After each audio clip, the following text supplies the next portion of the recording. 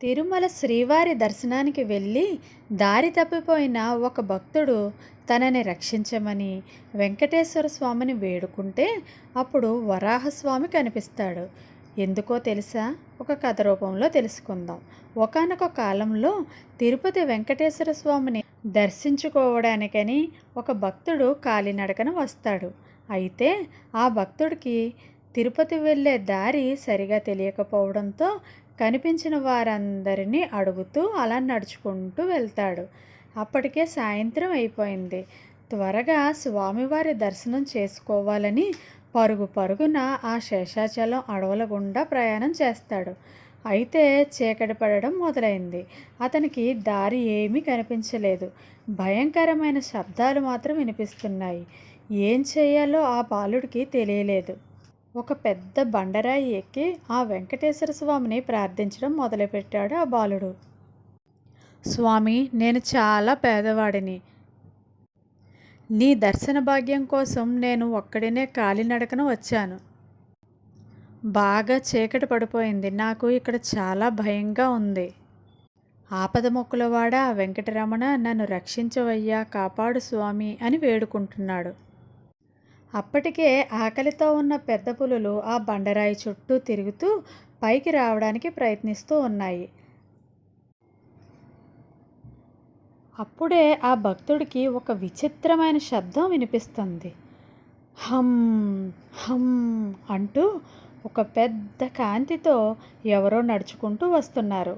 ప్రకాశవంతమైన కాంతితో, దృఢమైన శరీరంతో శ్వేత వరాహ రూపం నడుచుకుంటూ రావడం చూస్తాడు ఆ బాలుడు. ఆ శ్వేత వరాహ రూపాన్ని చూడగానే అప్పటిదాకా ఉన్న పులులు అక్కడి నుంచి పారిపోతాయి. ఒక్కసారిగా ఆ భక్తుడి కళ్ళల్లో ఆనందం. తనని రక్షించడానికి సాక్షాత్తు ఆ వరాహస్వామియే వచ్చాడు అని ఆశ్చర్యపడతాడు.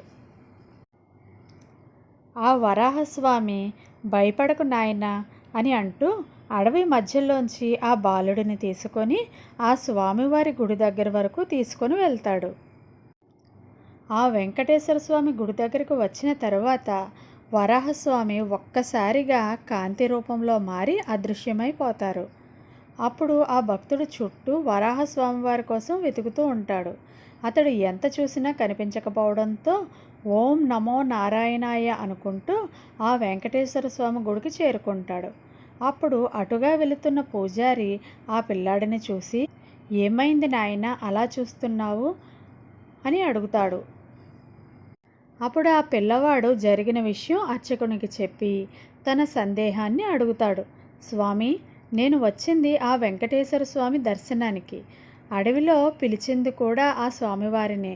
కానీ నా కోసం వచ్చింది వరాహస్వామివారు. వెంకటేశ్వర స్వామివారిని పిలిస్తే వరాహస్వామివారు ఎందుకు వచ్చారు? వెంకటేశ్వర స్వామి కదా రావాలి అని అడుగుతాడు. అప్పుడు ఆ పూజారి బాలుడితో ఇలా అంటాడు.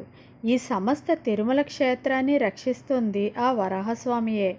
సాక్షాత్తు ఆ వెంకటేశ్వర స్వామియే ఈ తిరుమల క్షేత్రంలో ఉండడానికని వరాహస్వామి వారి అనుమతి తీసుకున్నాడు.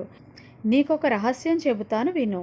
తిరుమల క్షేత్రానికి ఏ భక్తులు వచ్చినా వారిని వెంకటేశ్వర స్వామి దర్శనం అయ్యే వరకు రక్షించేది ఆ వరాహస్వామియే అని చెప్పగానే ఆ భక్తుడు వెంకటేశ్వర స్వామిని దర్శించడానికని ఓం నమో నారాయణాయ అనుకుంటూ స్వామివారి దర్శనం చేసుకుంటాడు. ఈ కథ కనుక మీకు నచ్చినట్లయితే ఓం నమో నారాయణాయ అని కామెంట్ రూపంలో తెలియజేయండి. Thank you.